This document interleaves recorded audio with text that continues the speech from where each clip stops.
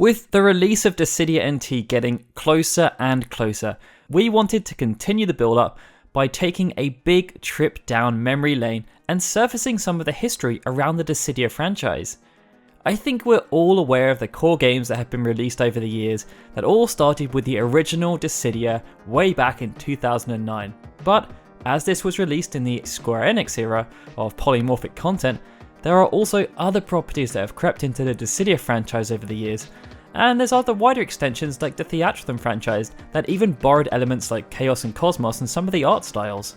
Either way, if you count Dissidia Arcade and Dissidia NT as two separate properties, which I think is reasonable due to their differences, then that means we are currently now at 8 different properties that reside within the Dissidia universe, and in this video we're going to take you through them all in our classic granular style. But before we get started, I want to issue a small PSA about the Dissidia NT Open Beta.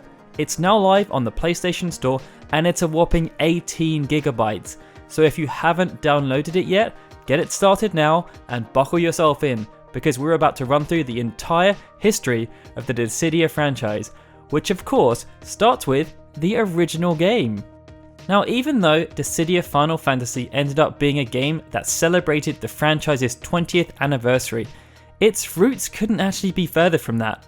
In truth, those roots started many years before, during the latter stages of development on Kingdom Hearts 2. Takahashi Arakawa, who was the director of the original Dissidia, worked on Kingdom Hearts 2 as the interface art director, and he revealed that they were originally spitballing the idea of creating a Kingdom Hearts game where you actually fought in 3D arenas.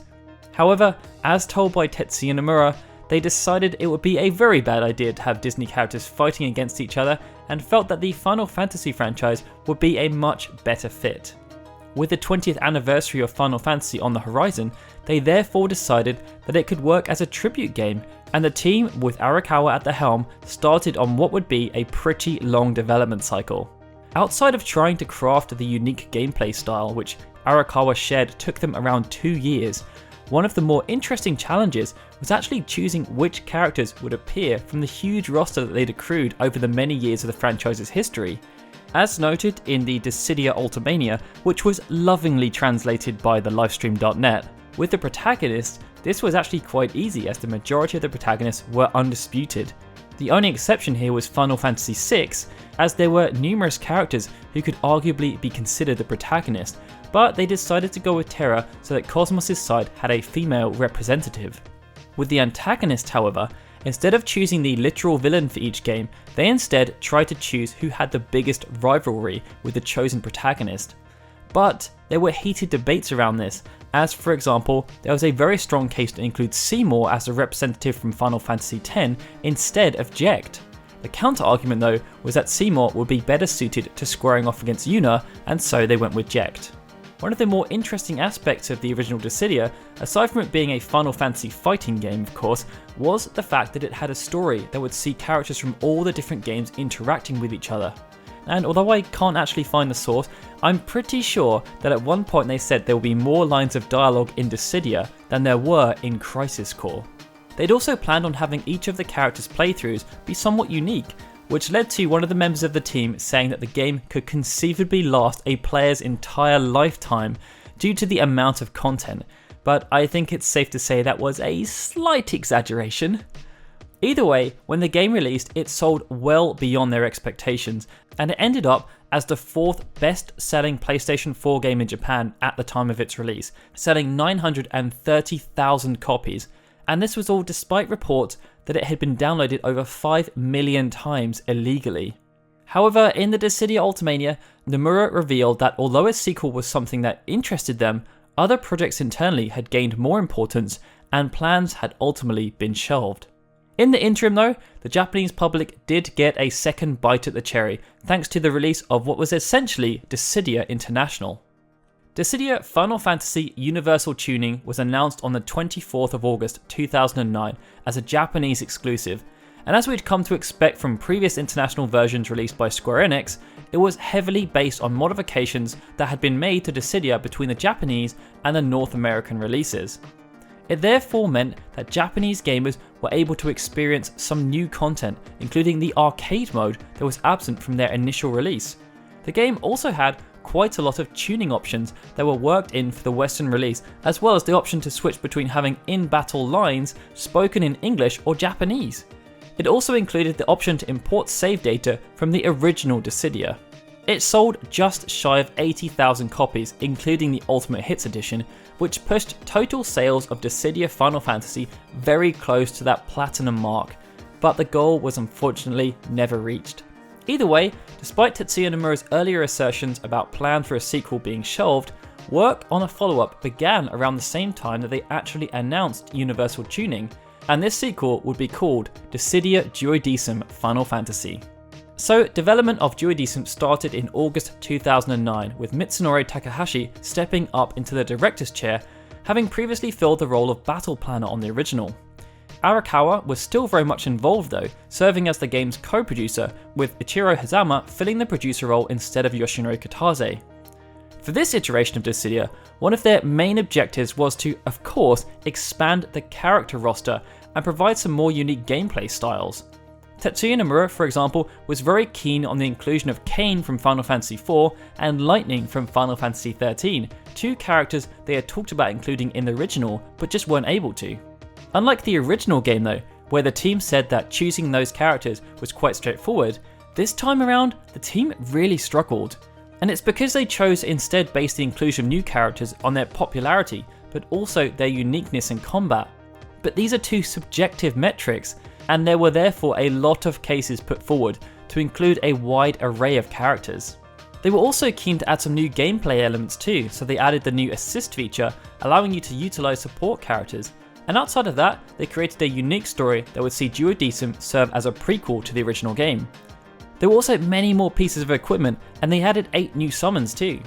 But before we get on to how Dissidia Duodecim performed upon release, and what it meant for the future of the franchise, we need to talk about Dissidia Duodecim Prologus, a paid-for demo that was released 2 months before Duodecim.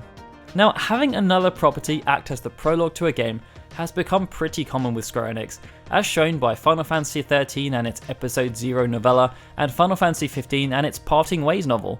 But at the time of Dissidia Duodecim, Prologus was somewhat unorthodox, and in truth, it still is, due to the fact that you had to pay for it separately, and it was an actual game. And even though it's a valid part of the franchise, I was actually umming and ahhing about whether I actually wanted to include Prologus within this video, because it is essentially a demo. But despite that, it did contain content that couldn't be found anywhere else in the franchise. For one, it contained a unique scenario based around Lightning that recounted the events leading up to what would play out in the main story of Duodecim. But outside of an arcade mode where you could unlock things that could be ported over to the main game, it also acted as the only route to unlocking Aerith as an assist character in the main game. It meant that even though it was something of an aside, there was still value in Prologus, and it served as a nice appetizer to the main course of Duodecim, which, when it released, received positive commentary from critics who praised Duodecim as a solid upgrade on its predecessor. There just weren't sales to match, and in Japan it sold around half of the original Dissidia. It meant that there were limited calls for any further expansion to the franchise, although there was the still niggling hope that Dissidia would appear as a legitimate title on home consoles one day. Which brings us onto the next edition, Dissidia Final Fantasy Arcade. Towards the end of 2012, Takeo Kujiraoka, who was the battle planning director on Dissidia Duodecim, started having internal conversations with Takahashi about creating the next installment in the Dissidia franchise. They initially thought about putting it on the PlayStation Vita, but Taito caught wind of their plans and instead suggested that they make it for arcades. As a too long didn't read here, yes, that is the same Taito who made Space Invaders and Bubble Bobble back in the 1970s and 80s. They were purchased by Square Enix back in 2005, and as of 2010, look after all of Square Enix's arcade operations. Anyway, one of the stumbling blocks behind any revival of Dissidia was Nomura. He felt that the franchise was essentially complete, as he'd done all there was to do with it. But when Hazama contacted him with the plan of launching an arcade version, Nomura approved the project because he liked the thought of it going in a completely new direction. Following in Takahashi's footsteps before him, Koji Ryoka was then promoted from his position as battle planning director to now be the game's director, with Hazama serving as producer once again. And together, they started work on the project in 2013. However, this time around, they would work with a third party as Team Ninja of Ninja Gaiden and Dead or Alive fame took on development duties under the watchful eye of Yosuke Hiyashi.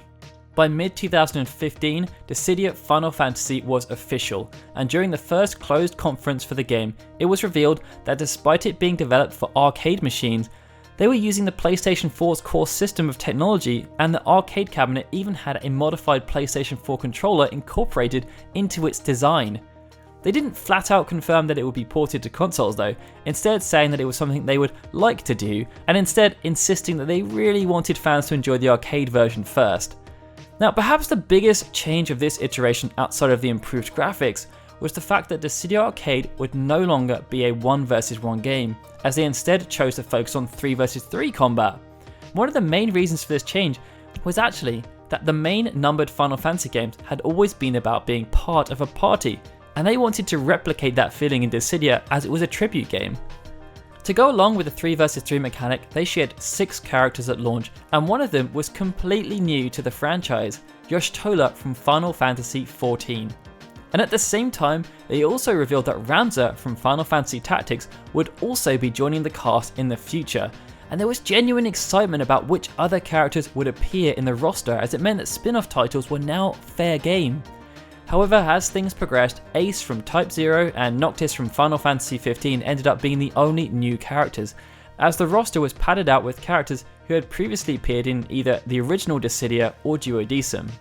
They did, however, reveal during that initial closed conference that they planned to eventually have 50 characters in the roster, which means there is still scope to add in fresh new characters, and they've hinted at the likes of Zack Fair, Sifa Ormasi, and even Locke Cole. Square Enix also stated during that initial conference that Dissidia would remain an arcade exclusive for at least a year, which it did. But when November 2016 came around, we all waited for an announcement, but it wasn't forthcoming. Instead, the only thing they were really talking about related to the future of Dissidia was a Japanese exclusive mobile spin-off title called Dissidia Final Fantasy Opera Omnia that had been announced in August 2016 during one of their live streams. It was announced as releasing later on in 2016, and it would be developed by Team Ninja as a free-to-play experience that would take place within the same rebooted story universe of the new Dissidia. However, unlike all of the previous Dissidia titles, Opera Omnia incorporated the traditional Brave and HP attack mechanics into a turn-based battle system. One of the main differentiators here though outside of the gameplay was just the sheer diversity of characters that appear within the Opera Omnia storyline. There are, of course, the standard fare characters like Cloud Strife and Squall Leonhardt, but they've expanded it so much further. The initial piece of concept art showed off characters like Vivi, Hope, and even Rem from Type 0, while some of the first gameplay videos showed off characters like Steiner and Seymour. But following the game's release, they have expanded the number of characters significantly. At this point in time, they've added characters like Rydia, Faris, Shadow, Vincent, Zack, Sifa, Aiko, Waka, Lion from Final Fantasy XI, Balthier, Sars, Yida, and even Yuri from Ring of Fates. And that's only a handful. Needless to say, Opera Omnia has the kind of depth we'd eventually like to see in the main Dissidia title, which actually received a big progress update in relation to the PlayStation 4 the day before Opera Omnia was released in Japan.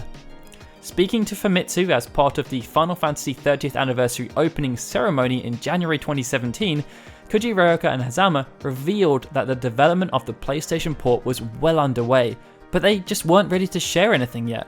They also apologised that it had taken them so long, but said that they were doing their best to reach their goals for the game. 4 months later, as everyone was gearing up for E3 2017, Square Enix dropped the bomb and revealed Dissidia Final Fantasy NT to the world exclusively for the PlayStation 4.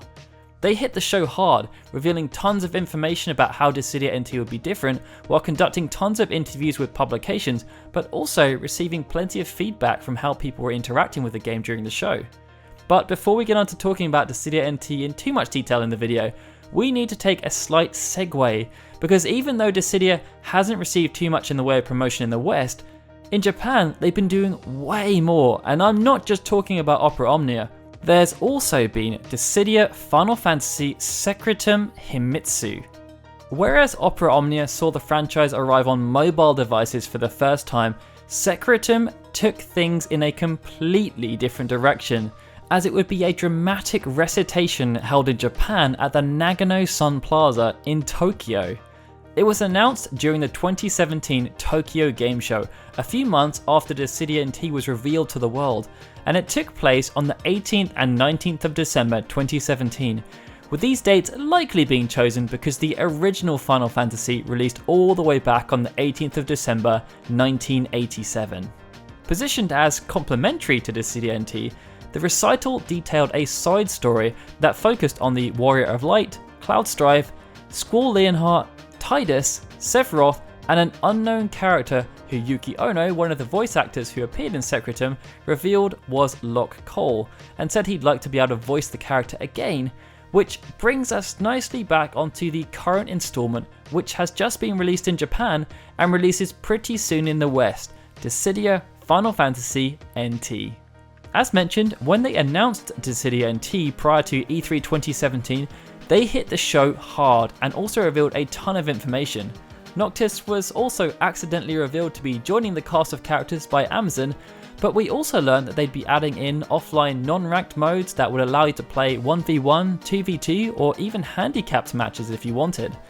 They talked more about the story that was being pulled together by Kazushika Najima, but revealed that it wouldn't play out in the same fashion as the previous Dissidia titles, as you'd instead have to unlock it by spending items you'd collected after playing the game. One of the big changes though related to the game's UI. After watching people play it during the show and receiving feedback, they realised that the arcade UI just wouldn't work so well on consoles and decided to completely change it up. When you play the final game, you'll therefore have the option to choose between the new UI or the arcade UI. A few months after E3 at the Tokyo Game Show, they also revealed new gameplay modes called Core Battle and an offline Summon Battle.